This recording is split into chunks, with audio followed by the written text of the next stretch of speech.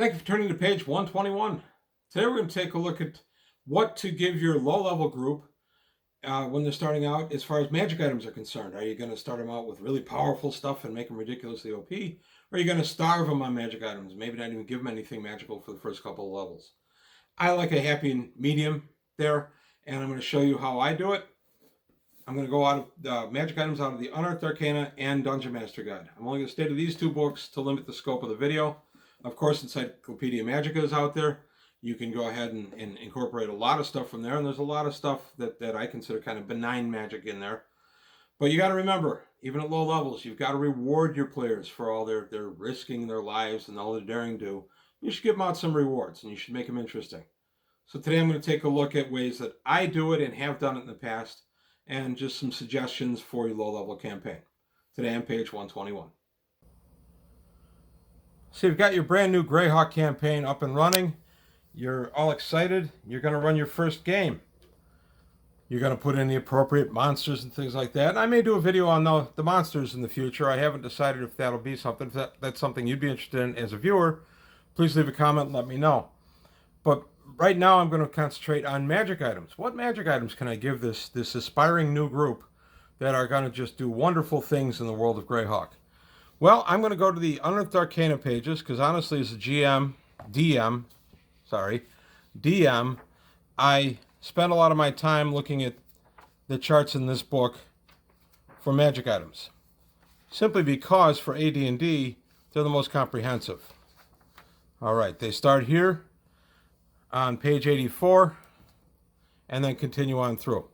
So basically what I'll do is I'll take a look at items that aren't going to give a lot of power, but are going to add some fun to the game. I call them kind of benign magic items. They aren't necessarily, but they don't add a tremendous level of power to the characters quickly. And that's what I'm looking for. It may seem like handing somebody a +2 sword at first or second level is an okay thing. It's really kind of not. That can be a lot of power put into one player's hands. I'm not saying don't ever do it, and I'm going to talk about a game where I did the opposite of what I'm talking about here. I'm going to close the video with that. But for right now, we're going to take a look at some of the weaker stuff. So weaker being a relative term, I'm going to take a look at some of the potions. I'm going to start there. And I'm going to look at animal control. That's a pretty benign one. Clairaudience and clairvoyance, I think, are really good. Climbing can be an absolute godsend when you have say a magic user who ordinarily can't climb a wall, but the party for reasons needs to scale the wall. That can be a really good one. I'm going to take a look at a few of each of these categories. I'm not going to go down each and every one. Ones that you want to avoid quickly, in my opinion. Dragon control, obviously. ESP, extra healing. Those can be pretty quick force multipliers. You don't really want to do that. Yet heroism can be a great one to add. You've got that big encounter coming up, and you need that extra boost. Your second level fighter can suck down that potion, and bam, he becomes the equivalent of fourth or even higher. So those are good ones too. Invulnerability is an interesting one. You're immune to ordinary weapons if you're a fighter. Levitation can have its points. And then we're going to come over here and we're going to look at some of the elixirs, and the oils. So oil of health is not a bad one. Ventriloquism. These are all kind of benign. They're not going to add a lot of power to the game, but they're going to be interesting. And this would be what I would keep in mind as a DM as I'm in first and second level. Now, if I'm in first level, I'm looking for stuff that's going to have an experience point value of 1,000 or less. And what I will often do to in my campaigns when I start out is I'll tell my players, okay, this is game one. Whatever you gain in experience points tonight, you can only go 1 point into your next level. And I want to further clarify that.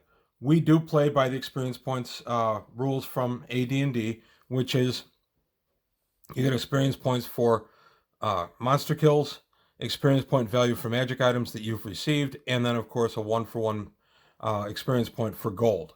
So there's 3 ways to get experience point in AD&D. That's the system we still use. So I'm sure to tell players, okay, no matter what you get tonight, you can only go 1 point into your next level.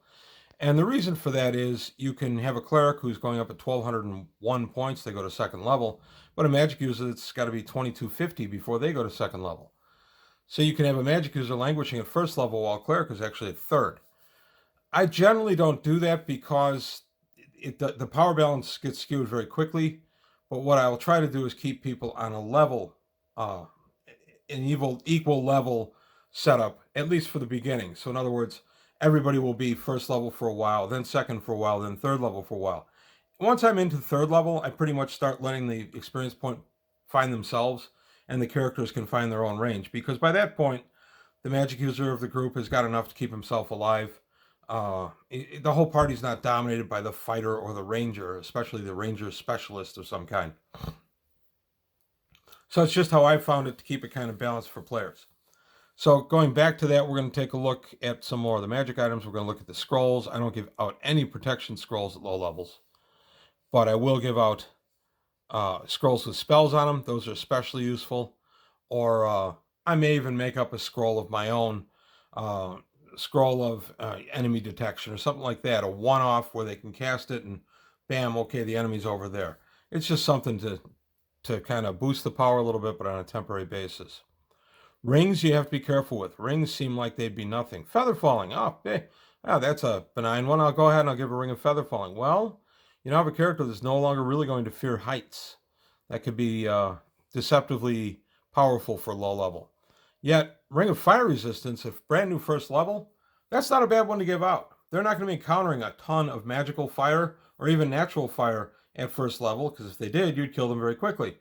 So a ring of fire resistance at low level, I have done that, and I gave it out to one player in particular years ago, and he latched onto it, and he really became excited about this ring of fire resistance, and he shaped a lot of his early character around the fact that he had fire resistance. So it really gave him a focus for the character that none of us had considered prior to him getting the item. One of my popular ones to give out low levels is free action. Free action, you're free of webs and holds and things like that. That can be a really good one without being an every game magic item that's going to interfere with things. Do not give out a ring of invisibility at low level. It's tempting. Oh my gosh, is that a powerful, powerful magic item at low level? Ring of protection. Yeah, you give a magic user a ring of protection of +1 or even a +2. As long as it stays in the MU's hands, yeah, they're 2 places better in armor class and saving throw. That's not bad. So you're getting the idea of where I've headed. I'm coming over to here. Ring of Bocob, actually, which is 2,500 points. It's not a deal breaker at low levels. It's not one I would necessarily give out, but it's not a deal breaker for me because, again, it's a passive thing. The odds of you getting struck with magical weapons at low levels like this are low anyway, so it doesn't really matter. But you have that ring, and your character knows that growing up, and they know that when they're 5th, 6th, 7th level, they've got the Ring of Bocob as a level of protection. We get to rods and staves. Pretty much there's not much here I would give out at low levels. Low levels, again, being defined as 1st and 2nd level. Wands, you got to be careful. Wands seem like they'd be a good thing to give out at low levels. But again, these can be things that can kick your power levels up very high, and you can have one character overshadow another, or the entire party, simply because they have a wand. Now we get to some of the miscellaneous magic. A really good one at low level, believe it or not, is an Amulet of Proof for detection location. You say, wait a minute, it's 4,000 experience points. Well, yes, it is. But really, if it's a cleric that gets it, it's only 1,201 because I'm only letting them go up those points. Those rest of those points, by the way, in my campaign are lost. You can't keep them in a bank for later. They're gone for good. But why an Amulet of Proof for detection location? Well, it's a passive type of thing because you can only not be scryed or noted by other things that are attempting to see you magically. So it doesn't really come into play at low levels. So it's not a bad one to give out and can help shape the character. I once did that. I gave it to a group, and the player thief ended up getting it. And the thief really didn't care much about it. And I said, you know what? It's proof for detection location. I'm going to give you 10% to your move silent and hide in shadows. I'll give you a bonus 10% to those 2 skills because you've got this amulet on. Player got very excited about the amulet then and was offered some trades for it and wouldn't take it. So there's ways you can tweak these things a little bit that they seem benign, but you can kind of customize them to the player that ends up getting it. In our campaign, by the way you get a magic item is if there are 5 players, everyone gets a magic item. So if there are 2 magic items in a treasure trove, we throw a D20. The highest on the D20 gets to pick from any of the magic there. Then we roll again. The highest on the D20 gets the second magic item. Those two are out until the other three get magic items. And we do it that way all through the game. Now, it resets at the beginning of the next game. So if a player happens to have 3 magic items and somebody else only has 2, oh well, that's just hard cheese and we just go forward. It's just worked really well for us, and the players really get excited about the D20 rolls and the friendly competition between them. And also can give you a good reason to give a luck stone out, because another kind of benign thing, but it adds saving throws and can add to your treasure rolls. So coming down this list a little bit, though, staying in sequence, we're looking at Boots of Elvenkind. I love giving out Boots of Elvenkind at low level, again, especially to thieves. You're very, very quiet, very hard to hear in the dungeon, but they're only 1,000 experience points. Boots of Levitation seem like they'd be pretty good, but they're not. They can end up being way powerful at low levels. Coming over to Chime of Opening. That's pretty powerful at low level. I generally will stay away from it. That's one that I've given out in the past at low level, and it's too powerful too quick. Dust of Appearance, not disappearance, appearance. Pretty good. It's only 1,000 experience points. You give them X number of pinches, and they have a chance to spray it around and see if something invisible is in the room with them to undisplace something. So just kind of interesting. Continuing down the list, a Decantless of Endless Water seems like it would be kind of a benign thing. It's not. The decanter used properly is a very powerful magic item, and I think it's undervalued at 1,000 experience points. Coming over to here, Gauntlets of Dexterity. Got to be careful with that one. I've given them out before, and what happens at low level, of course, is player characters die. So you could end up with the Gauntlets getting into the hands of an Elven Thief who might already have a 19 dex. Now he's up to a 20. You got to be careful with that kind of stuff, and you do have to remember player character attrition. Some of this stuff is going to flow around the party. I'm rather lethal on player characters, really until they get to what I call the loved stage, and that's usually around 8th, 10th level. So it's not uncommon for me to kill lower level, but getting up there player characters. So then we come over to Gauntlets of Ogre Power. Be careful. These are way too powerful. Again, at 1,000 experience points, they're undervalued. So as you see going down the list, Ion Stones are not a bad choice depending on the Ion Stone. You give them the one that lets them absorb, 1 to 2 levels of spells a day, something like that. That's not a bad choice. Ion Stones, depending on which ones you choose, just like potions, can be pretty good ones. Necklace of Adaptation, one of my favorites to give out at low levels. It's only 1,000 experience points. They don't have to worry about breathing in hazardous situations. It can come in very handy, especially if you need to sneak underwater, things like that. So that's not a bad one either. Just continuing down the list, you're getting the idea of my thought process. Here's the Stone of Good Luck, a luck stone, 3,000. You got to be careful with that one too at low levels. It can be good, but it adds 1 to 2 to your saving throws. It also adds to treasure rolls. So you got to be careful that your group's not going to get mad because one guy's got an advantage every time it comes to treasure rolls. And then we're coming down to the charts of the stuff that's just in Arcana. Amulet versus Undead seems like a kind of a good one, except it's not. You have a cleric in the group, hopefully, and if you don't, kind of shame on the players for nobody playing a cleric. Why give them a break by giving them Amulet versus Undead at low levels? Later on, maybe, but not at low levels. That's just my thought. Head of Difference or Head of Disguise seem like they're benign, but they're not. Those are both very powerful magic items and undervalued, again, in my opinion. Iron Bands of Bolaro. I have given those out at low levels. Those can be fun. Because the player has to throw the Iron Bands and roll a hit, the chances of them actually succeeding with it are not that great. So the Iron Bands will bind up something and the creature will be held. And that's great, but the Iron Bands themselves have to hit the target. I actually had one time where a guy inadvertently threw the Iron Bands of Bolaro, and they were about 2nd level. I had given them out, and he threw them at, I think it was a lizard man, and they were in a swamp, and he missed, and they ended up in the swamp. I made them spend about 3 hours looking for them. They eventually did find them. They had to fend off a couple of alligator attacks. It was a fun couple of moments and a learning moment for the player. So now we come to armor and shield. Be very careful at low levels, giving out any kind of magical armor and shield. Beyond the fact that you can get some players very quickly to very low armor classes, You can have a magic user still walking around at maybe an 8 or a 7, a thief maybe at a 6 or a 5, and then suddenly you've got a fighter in +1 chainmail with a decent dexterity and a shield. This guy's walking around at maybe a 0.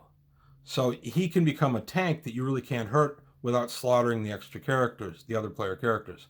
So you got to be careful with magical armor at this level. Also remember, magic items tend to shift because player characters die. And as the player character dies, his stuff is divvied up for the rest of the party. That's how we do it. That stuff can shift to somebody who already has a decent armor class or dexterity, and now he's getting even more dangerous. So that takes out these. Now, swords. This can be interesting. Magical swords or magical weapons of any type. I'm going to lump all these together. Magical arrows, I don't have a problem with. You give them 4+1 arrows or 6+1 arrows. They're going to be very cheap, very careful with those arrows because they're going to be kind of precious. You can even give out +2 arrows. It's not really going to hurt anything. Even with a bow specialist, because the arrows are one use. So as long as you don't give them 20 or 30, you're fine. Give them 5 or 6. You want to be careful giving out any bonus sword at lower levels, +1, +2. You got to be careful with that because, again, that can just make the fighter or the ranger overshadow the rest of the group because now he's got a magic weapon with his superior strength, with his weapon specialization. You've got to be really cautious with that. Same with the giving out a magical bow at low level. You want to be careful. That can be something that just kind of stays with you and haunts you for a very long time. So you're getting the idea of my thought process for low-level magic items.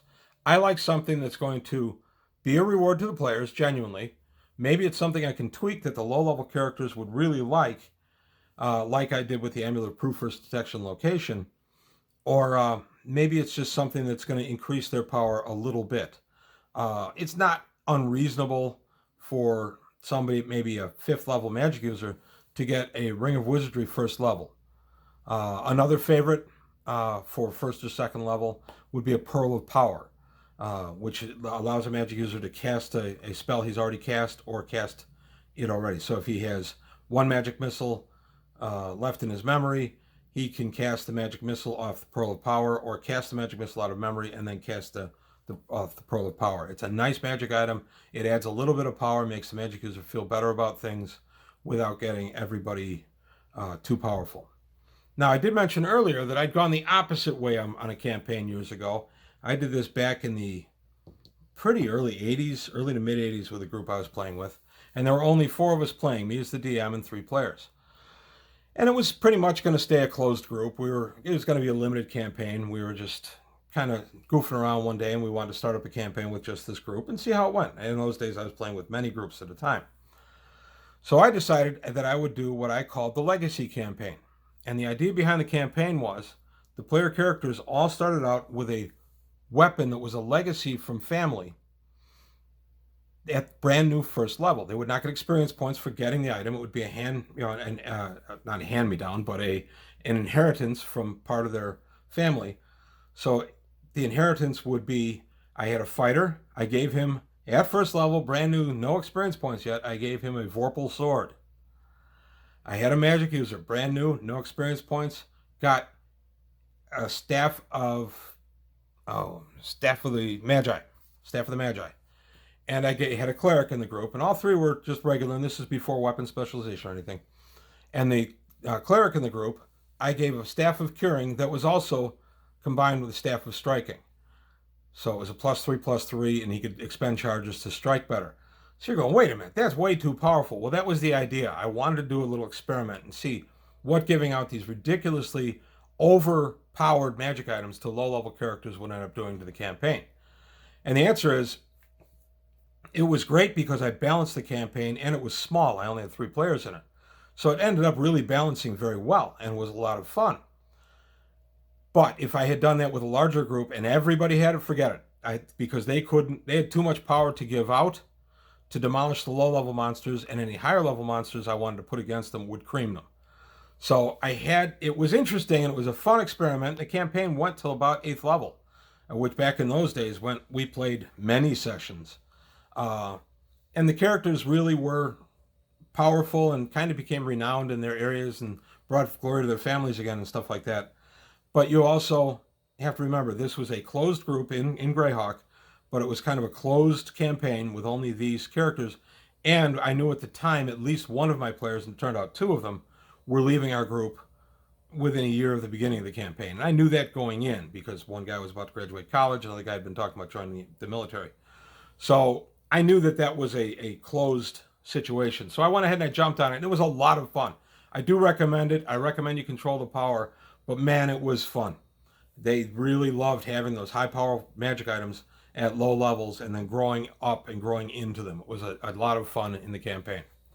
One other campaign I did on magic items, and this was a group that had gotten I think they had made second level, but I was careful not to give anybody any magical items. No plus swords, no plus daggers, nothing.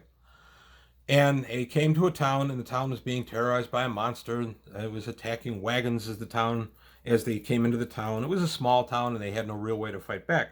So the players, being of good alignment, said, yes, we will help you out. We will fight this beast. And they found out that it was a gargoyle. Nobody had any magic items. They had magic items, I'm sorry. Nobody had any magic weapons. Gargoyles are +1 or better to be hit in AD&D. That left them with a real conundrum. I had a lot of fun with that. That ended up being 2 3-hour games for me, for them just to figure out how to deal with this gargoyle. It ended up that I let them quest and find a +1 dagger, and that was a pretty epic quest to get a +1 dagger, which I believe the thief was using, because he could throw it or he could wield it, so they felt it was better in his hands. And they also learned the value of flaming oil.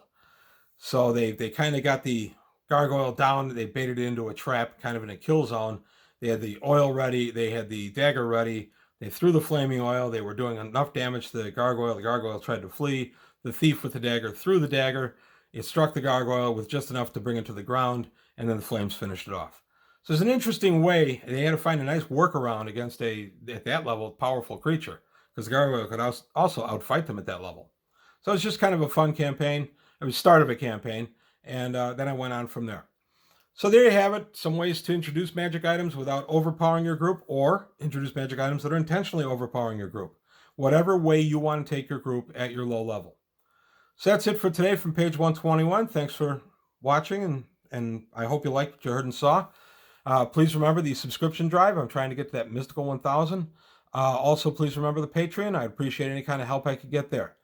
So that's it for today from page 121. Thanks for watching. I'll see you next time.